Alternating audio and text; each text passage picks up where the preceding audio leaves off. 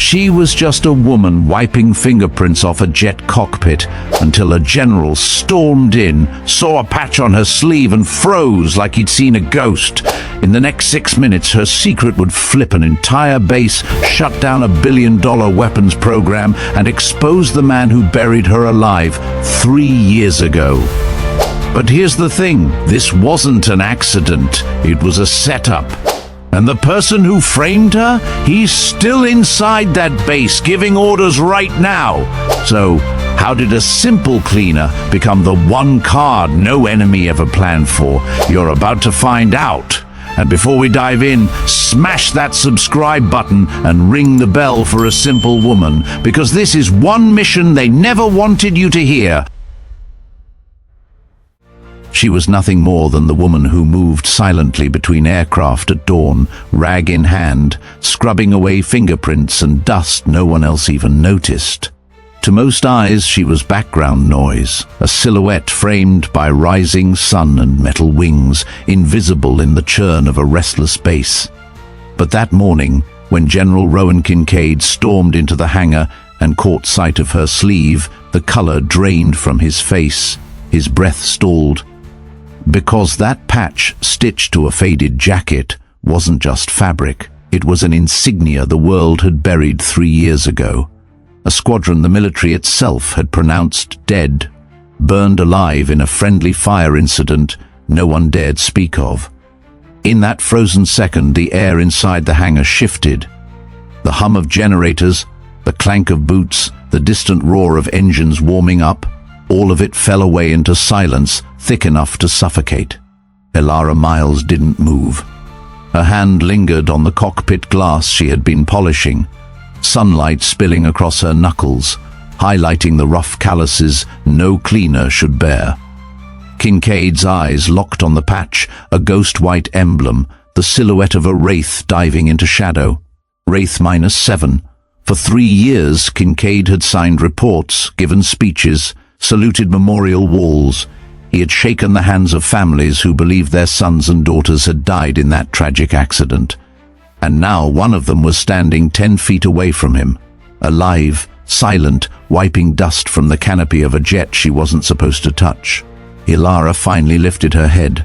Her gaze wasn't pleading nor defiant. It was something heavier, an unspoken truth pressing down like the desert sun. I never died. And you knew more than you admitted.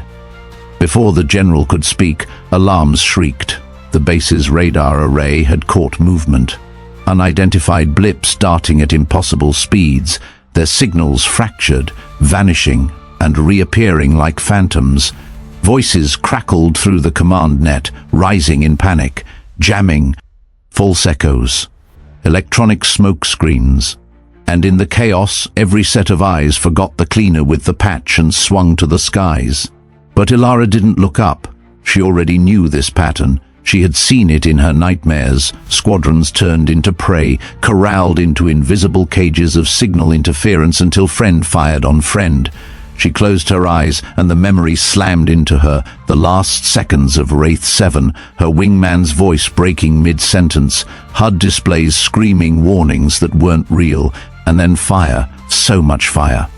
Her hand tightened on the rag, knuckles whitening, the present snapped back around her, bootsteps pounding across hangar floors, sirens pulsing red against walls washed in sunlight, officers barking contradictory orders. To them, she was still no one. To her, the battlefield had just reset. General Kincaid's voice thundered across the hangar, barking at staff to move, to scramble fighters, to seal the perimeter. His face was flushed again. Not from recognition now, but from the strain of holding control. He glanced once more at Elara, then turned sharply, as if convincing himself he had imagined her. But Major Elias Thorne saw more than the general wanted. His sharp eyes caught the emblem too. Thorne was intelligence, sharp suit even under fatigues, a man who made his living on what others missed. He didn't react outwardly. He only let the corner of his mouth twitch, storing the revelation like ammunition. Across the flight line, Captain Mira Solis sprinted, headset jammed against her ear, shouting coordinates to scrambling ground crew. She passed Elara without pause, barely sparing her a glance, but even in that split second, her brow furrowed. Something about the way the cleaner carried herself, too straight, too anchored under pressure, didn't align with the role.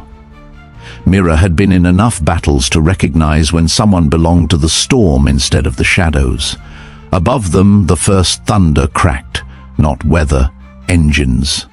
Hostile signatures streaked closer, their approach masked until now. In the control tower, voices fought to be heard.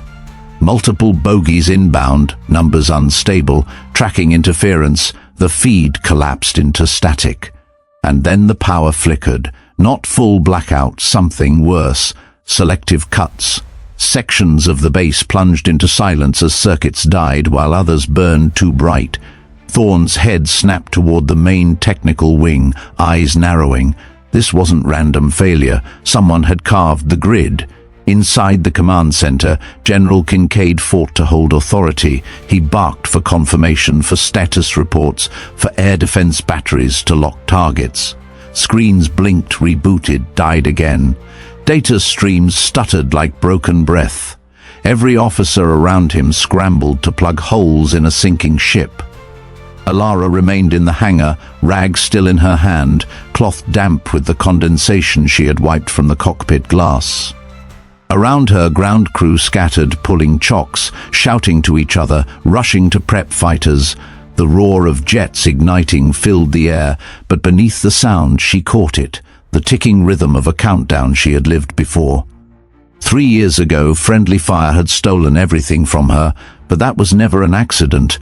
And now, with radar ghosts circling above and the base unraveling from the inside, she felt it return, the same hand pulling strings, the same architect rewriting rules, Dr. Cassian Vale.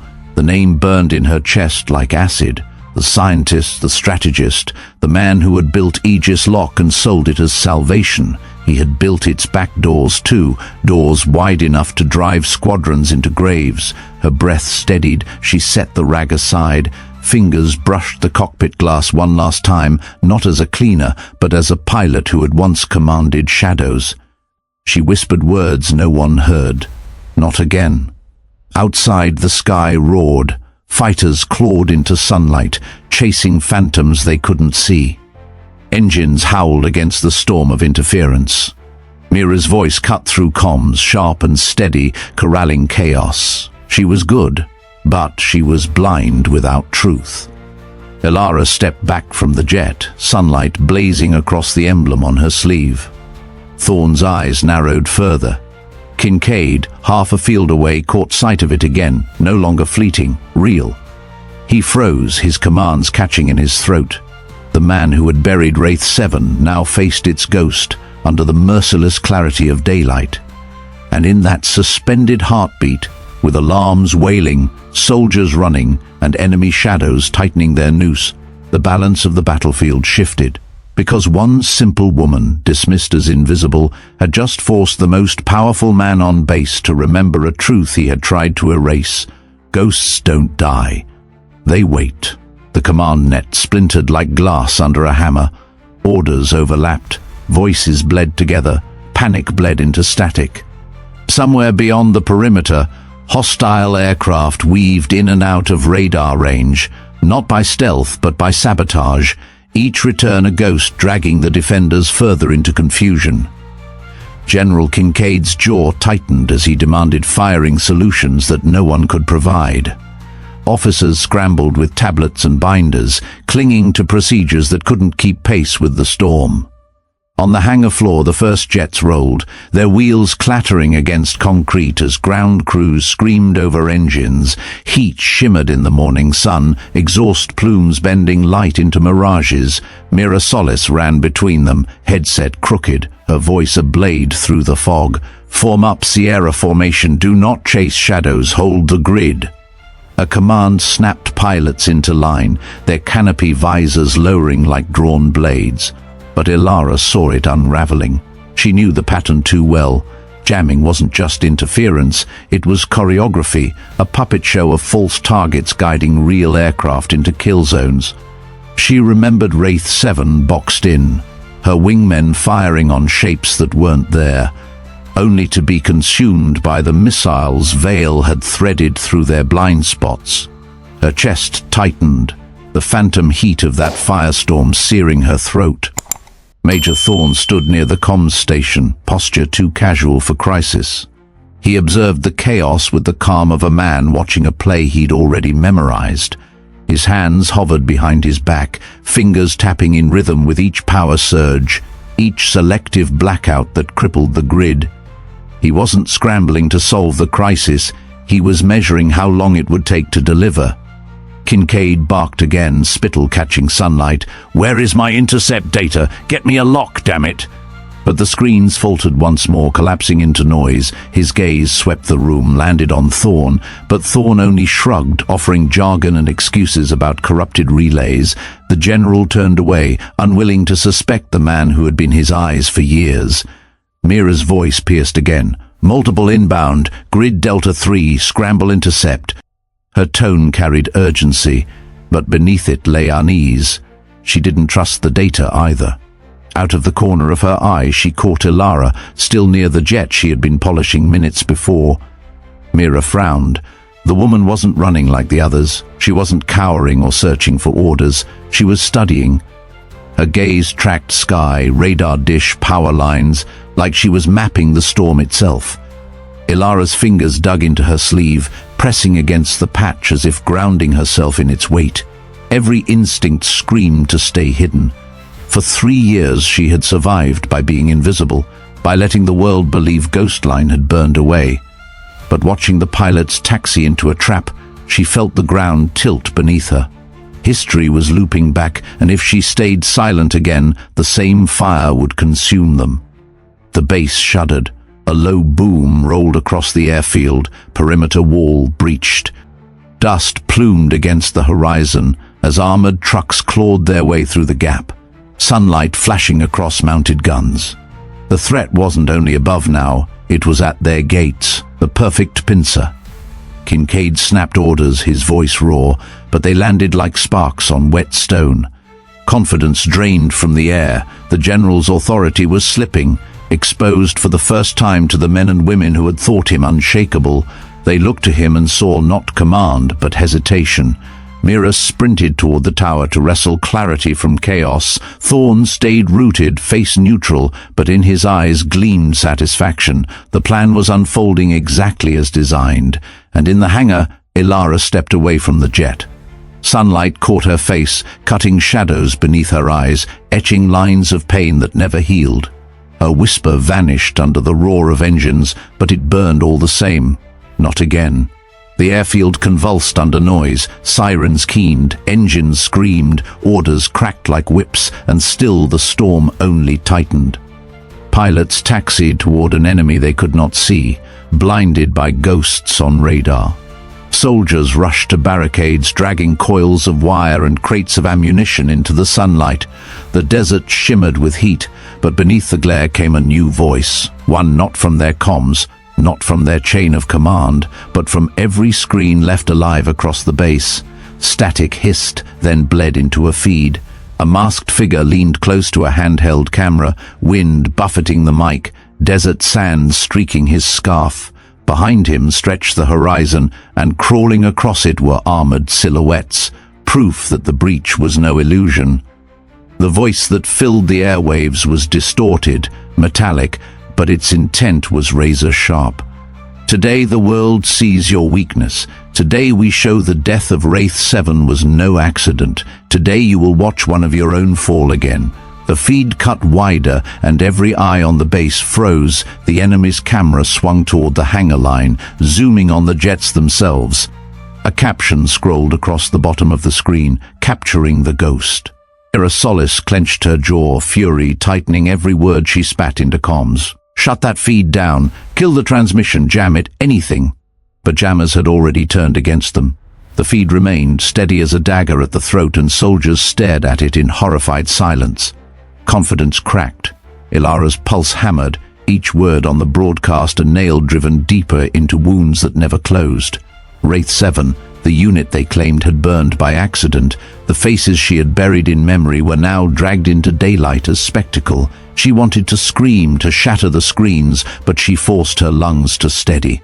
Vale was behind this. She could almost hear his voice beneath the distortion, savoring every second. And then the lights failed. Not everywhere, not like before. A precise blackout cut across the technical wing, the warehouses, the vault where classified systems were sealed. Generators sputtered, died, and with them went locks and surveillance. The base's heart opened in silence. Thorne's lips twitched at the corner. To anyone else, he seemed like a man monitoring systems under strain, issuing clipped updates, efficient, controlled. But his eyes lingered too long on the outage, and in their glassy reflection danced triumph. In the command tower, panic multiplied. Officers shouted over each other, clutching dead tablets, shoving reports into Kincaid's hands.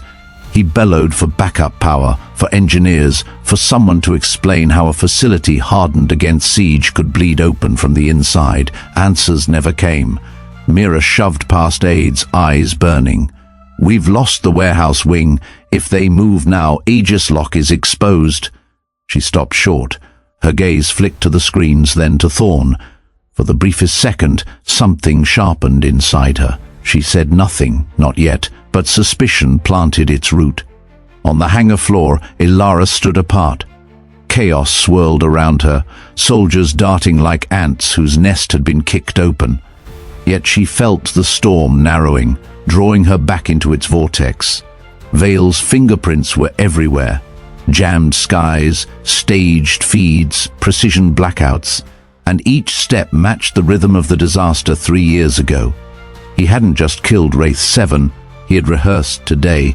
Sunlight bore down, merciless, heating the tarmac until it rippled like liquid. Sweat traced down Elara's temples, stinging her eyes, but she didn't blink.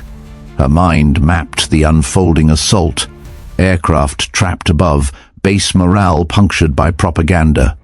Warehouses yawning open to an enemy that wanted only one prize. A shout cut through the din. "Movement at the breach!" Gunfire cracked, sharp against the desert's flat silence. The first armored trucks clawed closer, guns swiveling, rounds spitting into sand and steel. Defenders returned fire, muzzle flashes glinting in the sun. The base trembled under its own heartbeat.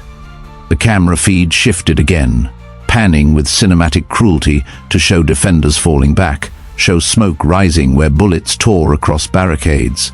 The masked announcer's voice dripped poison. 6 minutes, that is all it takes for empires to collapse. Elara's throat ached. 6 minutes. The same window Vale had used to corral Wraith 7. She could hear her wingman's voice breaking in static, see the phantom missile trails weaving through sky. She clutched her sleeve, pressing hard against the patch beneath her fingers, its fabric hot under the sun.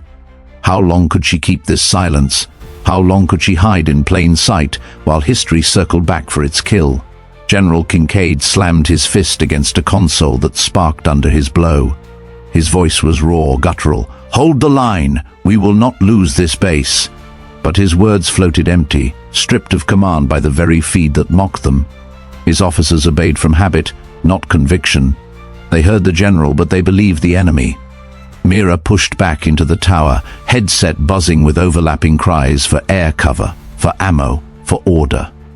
She slammed her palm on the map table. "We don't have 6 minutes, we have less. Whoever's behind this knows our grid better than we do." Her eyes cut across the room again, landing on Thorne. He didn't flinch. He met her gaze with calm amusement, the faintest smile grazing his lips. And Elara, still half hidden in the hangar, exhaled. She could remain the invisible cleaner, let the world collapse around her, and watch another generation feed Vale's hunger. Or she could step into the sunlight, knowing every secret she had kept would burn with her. Not yet, she told herself. The timing had to be exact. But in her chest, the decision was already made. Gunfire stitched the horizon in bursts of white flame, each volley swallowed by the roar of engines above. The desert sky shimmered, littered with false radar echoes that herded interceptors deeper into confusion. In the tower, officers shouted until their throats burned, but their orders contradicted, collided, and disintegrated into static. The enemy's broadcast still looped on every remaining screen, drilling its venom into soldiers' ears. 6 minutes to collapse, 6 minutes to watch ghosts fall again. General Rowan Kincaid's face glistened with sweat as he clutched the railing of the command deck. The man who had presided over decades of order now stood hollow, his voice ragged against the tide of disbelief. He barked commands, but his subordinates hesitated, eyes darting to one another, questions silently forming. If he can't stop this, who can? Mira Solis stormed into the tower, headset still crackling, her uniform streaked with dust and sweat. She slammed her fist against the table where maps and reports lay scattered like debris. "These are not malfunctions," she snapped. "They're calculated cuts. Someone knows this base inside out, someone feeding them paths straight to our throat." Her voice was fire, but the room only smoldered, unwilling to ignite under leadership that no longer inspired. Then came the breaking point. A technician rushed in, eyes wild, clutching a tablet streaked with static. "Sir, order to reroute fuel convoys just came through." Signature confirmed. "It's your code." He held it up for all to see. The room froze. Kincaid's jaw locked, his eyes narrowing, but no denial formed quickly enough. The damage was instant. Murmurs rippled through the ranks like cracks spidering across glass. If the general's codes were compromised, then who was truly in command? Major Thorne stepped forward smoothly, his voice calm as silk. "General, with respect, we cannot ignore the possibility that—" He let the sentence hang like a noose. Suspicion twisted tighter around Kincaid's throat. Thorne's eyes glittered with satisfaction, though only Elara, watching unseen from the shadows of the hangar entry, caught the subtle curve of triumph. Outside, chaos deepened. A squadron of fighters banked too far west, chasing phantoms that didn't exist, and two collided in the sky, flames blossoming against the noon sun, parachutes barely blooming before the ground swallowed them. Gasps rippled through the base as soldiers stopped firing long enough to witness their comrades fall. Despair crept like poison. Mira's gaze snapped to Elara. The cleaner stood too still, too poised amid the storm. For the first time, Mira's instinct screamed louder than her doubts. She strode toward her, boots hammering against the tarmac. "Who are you really?" she demanded, low enough not to draw eyes, but sharp enough to cut. Elara said nothing, but as Mira's hand shot forward to seize her arm, the sleeve rolled back. Sunlight struck cloth, illuminating the ghost-white insignia stitched there. A diving wraith, the mark of a squadron that should not exist. The world seemed to stop. Soldiers nearby, glancing over, froze mid-motion. Mira's breath caught in her throat, her eyes wide with recognition. And from the tower above, Kincaid saw it too. His entire body stilled. His skin, already pale, drained further until he seemed carved from ash. The patch gleamed in the light like an accusation, and every lie he had signed, every report he had stamped, came crashing back in that instant. Wraith 7, the squadron he had declared lost in friendly fire, the squadron Vale had erased, the squadron he had buried with speeches and ceremony, and here stood its commander, alive, silent, unbroken. The silence shattered under Mira's whisper. Ghostline. The code name spread like sparks in dry brush, whispered soldier to soldier. Ghostline. Not a cleaner, not invisible, the survivor. Kincaid staggered forward, hands gripping the railing as if the metal might hold him upright. His officers turned toward him, faces caught between shock and expectation. For years they had believed his word, his reports. Now they saw the lie in flesh and blood below. Elara met his eyes across the chaos. She didn't speak, but the weight of her stare was louder than any accusation. "You buried us. You let them call it an accident. And now your house is burning with the same match." Mira stepped back, realization dawning like firelight across her face. Her distrust turned into conviction. "You're not a ghost," she said. "You're the reason this place still has a chance." Thorne's jaw tightened. his facade of calm cracking for the first time. He had not planned for this, not here, not now. His control wavered as whispers spread, soldiers glancing from the broadcast to the emblem, from Kincaid to Ghostline. Authority was shifting underfoot, the ground tilting away from the general's command and toward the silent woman who had hidden in plain sight. Kincaid finally found his voice, but it was hollow. You can't be here. You died." His words faltered, betraying him before they left his lips. Elara stepped forward into the sunlight, patch blazing, shoulders squared. The roar of engines above and gunfire at the perimeter became her chorus. Her voice carried steady, low, but it cut through everything. "I never died. You just needed me gone." The hangar held its breath. The tower above leaned in. And in that heartbeat, leadership shifted, not through speeches or ranks, but through truth made undeniable. The general had gone pale. The base had lost faith. And for the first time in 3 years, Ghostline stood where she belonged, visible, undeniable, and ready to turn survival into defiance. For a moment, the base balanced on the edge of silence, held in suspension between ruin and revelation. Then the shouting started again, but it was different now. Confused, fractured, torn between the crumbling authority of the general and the sudden weight of the woman who had just stepped into the light. Elara didn't flinch. The emblem burned on her sleeve, undeniable proof, and her voice was iron when it cut across the hangar. "If you keep following his orders, you will burn like Wraith 7. Follow mine, and you might live." It wasn't a plea. It was command, spoken with the quiet certainty of someone who had carried death in her lungs and walked back anyway. Kincaid tried to rally, his voice hoarse. "She's a ghost, a fabrication." But his words cracked under the stares of his officers. They weren't blind. They had seen the patch, seen his pallor, heard the tremor in his denials. The weight of truth pressed harder than his rank. Mira moved first. She tore the headset from her ear and strode to Elara, standing shoulder to shoulder with her. "This base needs a commander who can see through the smoke. Right now, that isn't you, General." She raised her voice loud enough for the crews and soldiers clustered nearby. Orders come from Ghostline. The shift was instant. Dozens of eyes pivoted to Elara. Weapons lowered from uncertainty, then lifted again with renewed purpose. Even the hum of engines seemed to pause, waiting. Elara took it without hesitation. Ground teams, fortify the breach with layered fire. Do not cluster, spread the kill zone. Air crews, break off the chase. Grid the sky. Lock formation Sierra V. Bait their phantom signals into overlap. And someone cut that feed, or give me a rifle and I'll shoot the damn transmitter myself.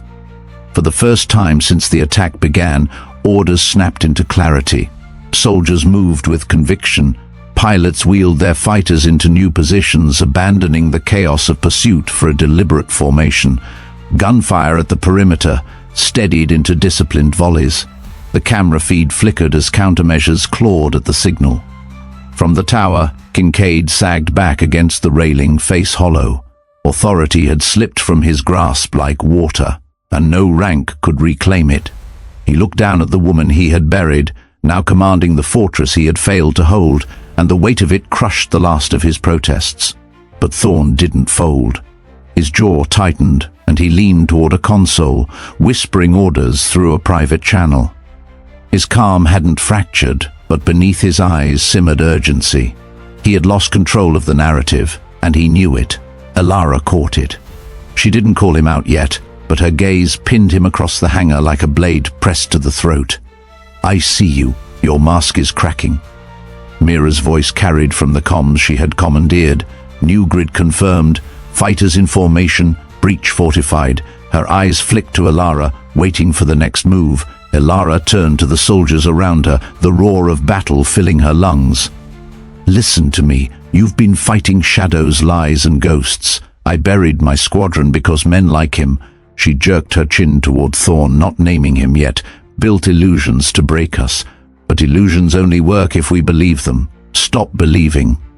The words lit a spark. Soldiers who had moments ago doubted every command now felt something fierce ignite. The weight of their fear shifted into anger, into resolve. At the breach, armored trucks roared closer, but the layered fire Elara had ordered tore into them, forcing the convoy to stall. Smoke blossomed against the desert sky, the sunlight cutting through black plumes like blades. The broadcast feed fizzled and died, replaced by static. The enemy's dagger of propaganda snapped in half. Above, the new Sierra 5 grid worked. Hostile signals collided, false echoes exposed as fighters overlapped into empty air. Pilots cheered over comms, their voices raw but alive. For the first time since dawn, hope flared. But hope was fragile, and Elara knew it. The breach was bleeding, the skies still snarled, and somewhere inside the walls Vale's hand was still pulling strings. Thorne's shadow loomed larger by the second. She lifted her eyes to the tower, to Kincaid staring pale and broken, to Thorne's silhouette beside him, whispering into the storm. "This isn't finished," she murmured. Then louder, "We hold, but we haven't won. Not yet." The hangar erupted with renewed purpose. Soldiers surged to positions, crews armed jets. Mira relayed orders like lightning. Around them, the base stopped drowning and began to fight. But in the quiet chambers of her mind, Elara knew the truth. This was only the tightening of the noose. And when the trap snapped shut, the real battle would begin, not in the skies, not at the breach, but in the vaults where Vale's prize waited. And for that fight she would need more than soldiers. She would need to be what they had erased, ghost line reborn. The sky turned into a crucible. Dozens of fighters clawed against the sun, contrails slicing white scars across the desert blue. Muzzle flashes stitched the horizon, missiles cut arcs of fire through the air, and beneath it all the base trembled under the drumbeat of artillery from the breach. The air smelled of burning fuel and scorched metal, sharp and bitter, carried by the hot wind. Elara stood at the heart of it, headset pressed against her ear, voice low but steady as she drove commands across fractured channels. Grid holds.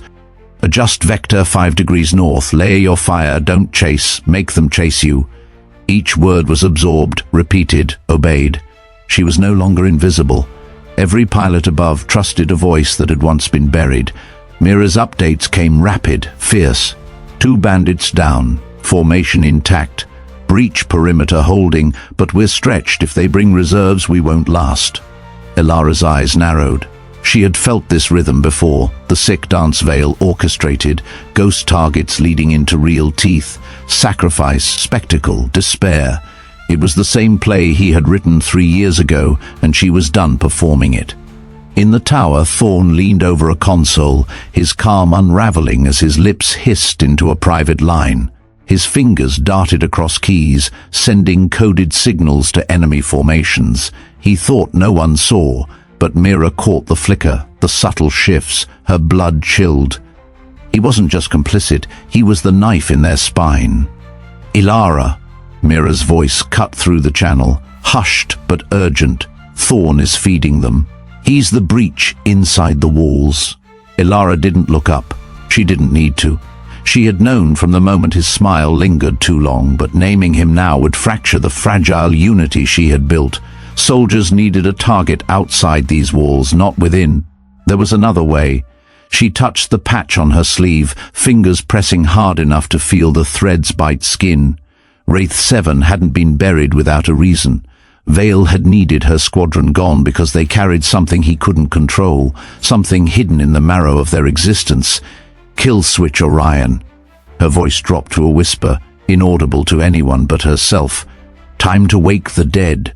Above, hostile fighters screamed closer, their weapons shimmering with the telltale signature of Aegis Lock.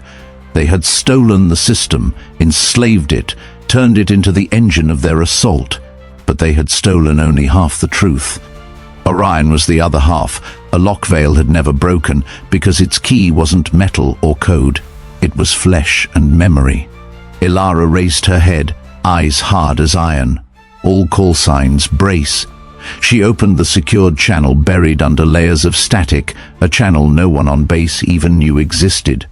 Her voice cut into it, sharp and commanding, the way she had once spoken to Wraith 7.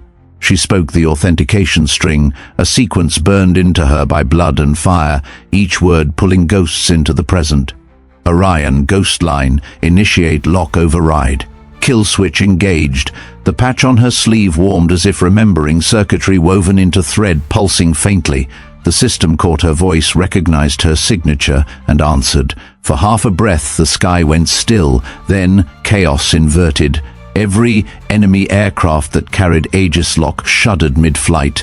HUDs blinked, controls froze, weapons powered down in unison. Missiles cut short, engines throttled against pilot wills.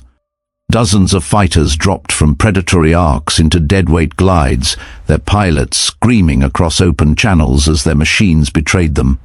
Vale's masterpiece fractured in less than a second. Cheers erupted over friendly comms. They're dead in the air. They're falling, God, they're falling. Mira's laugh was sharp, triumphant.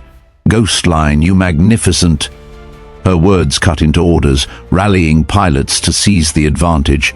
Fighters surged forward, corralling crippled enemies, forcing surrender from those who could still eject. The tide flipped like a coin. On the ground, soldiers at the breach lifted their voices in a roar. The armored convoy that had pressed with confidence now faltered, their air cover gone. Defensive fire chewed through metal, setting trucks ablaze. Smoke boiled skyward, and sunlight poured through it like revelation. In the tower, Thorn's face drained of color. His console screamed warnings, the signals he had been feeding collapsing into silence. He staggered back, muttering, "Impossible." Orion was... His voice choked on the truth. Orion had never been his to command. Kincaid stood rigid, watching through wide, hollow eyes as the woman he had declared dead now wielded power enough to freeze fleets. His hand trembled on the railing. He had thought burying Wraith-7 would erase his shame. Instead, it had preserved their ghost long enough to return and strip him bare. Elara's chest heaved, her breath ragged, but her eyes blazed. "You stole my family," she whispered into the comms, though her words were aimed at Vale. "You buried us under lies. But you forgot, ghosts don't vanish. We wait." Her orders poured steady. "Hold the grid, force landings where you can, secure the breach, push them back." And the base moved with renewed fury. Soldiers surged like a tide, voices rising above gunfire, emboldened by the sight of enemy aircraft raining helpless into the sand. Pilots, once trapped in chaos, now flew like predators reborn, their formation slicing the sky clean. But amid victory's roar, Elara's eyes lifted beyond the smoke. She knew this wasn't the end. Vale wasn't in the sky, he wasn't at the breach. He was still in the shadows, pulling strings. Thorn was his blade here, and Thorn was still alive. The kill switch had bought them breathing space, but not finality. Ghostline had revealed herself, claimed command, and turned despair into fire. But in doing so, she had painted a target across her heart, one Vale would never ignore. The crucible had only begun. The air over Hollow V still thundered with aftershocks. Enemy fighters spiraling dead in the sky, armored convoys burning black scars across the desert floor. Soldiers roared as they advanced, voices raw with disbelief turned to triumph. For the first time in hours, the base was no longer drowning. It was breathing. But victory's taste was sharp, metallic, laced with unease. Elara knew it, Mira knew it, and Thorn could no longer hide from it. He stood at the edge of the command deck, face drained, hands twitching like a gambler who had just watched the house collapse. The console before him was dead, his back channel silenced by the kill switch. And still he muttered fragments under his breath. "It can't... Orion was gone," Vale said. Elara's voice snapped across the comms, cold as steel. "Major Thorn." The words alone froze the tower. Every officer turned, eyes swinging toward him, suspicion hardened now into certainty. "You've been feeding them, every blackout, every false order. It was you." Thorn's mask cracked. He looked around, desperate, searching for some foothold of authority. His gaze landed on Kincaid, but the general had nothing left to give. Hollow eyes stared back, a man already broken by truth. Thorn's voice climbed, frantic. "You don't understand. This isn't betrayal, it's inevitability. Vale built the future, and we were supposed to survive it, not fight it. The comms hissed. A new voice slid into the channel, smooth and venomous, amplified across every intact speaker in the base. At last, someone speaks sense. Every muscle in Elara's body went taut. The sound was unmistakable. Dr. Cassian Vale. His voice was silk woven over barbed wire, too calm for the destruction unfolding outside. Ghostline. I wondered how long you'd haunt my work. Wraith 7 was supposed to end in fire, and yet here you are, ruining my stage with your stubborn refusal to stay dead. The tower fell silent, all eyes locked on the speakers as Vale continued, his tone dripping with contempt and admiration in equal measure. You see, your squadron was never collateral. It was the test, proof that my designs could bend reality itself. Ghost signatures, misfires, illusions that turned friend into foe. Wraith 7 was my experiment, and it worked flawlessly until you. Elara's throat burned, rage coiled tight in her chest, but her voice came steady. You murdered them. You buried me with them. Vale chuckled, low and cruel. Murder? No, Colonel Myles. Evolution. The world doesn't change by asking permission. It changes when someone like me writes the rules. Your squadron was simply the first draft. Mira's hands clenched at her sides, knuckles white, eyes blazing as she whispered, "He's admitting it. To all of us."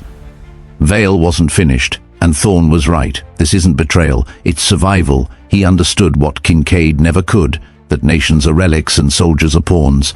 But with my systems, Thorn would have had a place in the world that comes next. That's more than you can say for the rest of them. Thorn's breath shook. He tried to stand tall, but shame carved lines across his face. You promised we'd survive." Vale's laughter cut him down. "Survival is not a promise, Major. It's a privilege, one you just lost." The channel snapped with static, but the echo of his words clung to every corner of the base. Thorn staggered, stripped bare before his peers, before the soldiers he had sold. Elara's voice cut the silence, cold enough to shatter steel. You betrayed your oath. You sold your people for the illusion of safety, and Vale used you the same way he used Wraith 7, as a test. The soldiers in the tower moved. Hands seized Thorn, dragging him back from the console, pinning his arms. He didn't fight. His eyes had already gone hollow, the weight of betrayal crushing him from within. Elara looked to the horizon, smoke boiling against the noon sun, the echoes of Vale's voice still hanging in the air. He was out there, beyond reach, hidden in shadows of power and distance. But for the first time, he had stepped into the open, revealed his hand. And for the first time since the firestorm that destroyed her squadron, Elara Myles smiled. But it was a razor's edge of a smile, cold and dangerous. You wanted me erased, Vale. Now you'll learn what happens when a ghost refuses to vanish. Smoke curled skyward in dark pillars, blotting patches of the midday sun. The battlefield had fallen quiet except for the groan of twisted steel and the coughs of exhausted soldiers. The breach was sealed. Enemy aircraft lay crippled across the desert, their wings torn, their pilots dragged in chains. Hollow V still stood, battered but unbroken, and at its center stood the woman they had once called invisible. Elara Myles walked the length of the hangar floor, boots crunching against shattered glass and debris. Soldiers parted around her, their eyes following her not with suspicion now, but with something harder, sharper, reverence. The whispers spread again, but this time without fear. Ghostline, Ghostline. The code name carried weight like a battle hymn reborn. General Kincaid stood near the tower steps, uniform disheveled, eyes hollowed. He tried to meet her gaze, but he couldn't hold it. His shoulders slumped as though the stars on his chest weighed more than armor. For decades he had commanded with certainty. Now, stripped of trust, he was only a man dwarfed by his own silence. Mira Solis crossed the hangar, her stride firm despite exhaustion. She stopped beside Elara, voice steady. "They're waiting for you to speak. After today, you're the only one they'll follow. Elara looked out across the rows of weary faces, the smoke-stained uniforms, the rifles still clutched in white-knuckled hands. These were not pawns, not fodder for Vale's experiments. They were survivors, because they had chosen to believe. For a moment she let the weight of it settle, the knowledge that she could step forward and claim command, not just of a base but of its people. Her voice carried, strong but stripped of ornament. You fought ghosts today, you stared into illusions built to break you, and you did not shatter. Wraith 7 fell to this machine, but you broke it. Vale believes soldiers are pawns, that nations are relics, that only his designs decide the future. He's wrong. The future belongs to those who refuse to vanish, and I will not vanish. A cheer thundered, ragged but fierce, rolling across the hangar. Soldiers raised fists, weapons, voices. For the first time, belief drowned despair. But when Mira turned to her, expectation glowing in her eyes, Elara shook her head. Quietly, almost too soft for anyone else to hear. They don't need a ghost to lead them. They need the living. That's you. Mira's breath caught, then her chin lifted. She understood. Elara stepped past her, into the sunlight spilling across the runway. The air was hot, thick with the stench of burned fuel, but it smelled like survival. She paused by a downed jet, ran her fingers along its scorched fuselage, the way she had once run a rag across glass as a cleaner. Only now, her touch wasn't meant to erase. It was a promise. In the tower above, Thorn was dragged away in shackles, his head bowed. Kincaid remained silent, his legacy already written in ash. Across the horizon, wreckage marked the end of one battle, but Elara's eyes were fixed beyond it, to the shadows where Vale still moved, untouched, unrepentant. She pulled the sleeve of her jacket tight over the patch, hiding it once more. To the soldiers, she had become a legend. To herself, she remained what she had always been, a weapon unseen until the moment of truth. Ghostline was no commander, no savior, not yet. She was a hunter, and Vale was still out there. As the sun dipped lower, painting the desert in fire, Elara walked alone toward the far end of the airfield. Her silhouette blurred against smoke and light, fading into the haze. She left behind cheers, whispers, even Mira's steady gaze, carrying with her only the silence of the fallen. And somewhere, far from Hollow V, a voice would replay the day's failure. Vale would grit his teeth, feel the crack in his empire, and understand that the ghost he thought he had buried was hunting him now. Ghosts don't die. They wait, and when they return, they burn brighter than the sun. And that was only the beginning. Elara Myles walked away from Hollow V, not as the woman scrubbing cockpits, but as Ghostline, the shadow Vale could never bury, the ghost now hunting him across every horizon. The desert still burned behind her, but the war ahead had only just been written. If this story gripped you, thank you for staying with it until the end. We built a simple woman's stories to bring you the hidden battles, the voices history tried to erase, and we can only continue with your support. So if you haven't already, hit subscribe and turn on the bell so you never miss the next untold mission. Now it's your turn. What would you have done in Elara's place? Would you have revealed the patch or stayed invisible until the very last second? Drop your thoughts in the comments below. We read every single one, and your perspective shapes the stories we tell. And don't stop here. On your screen right now are more episodes of A Simple Woman's Stories, real legends hidden in plain sight.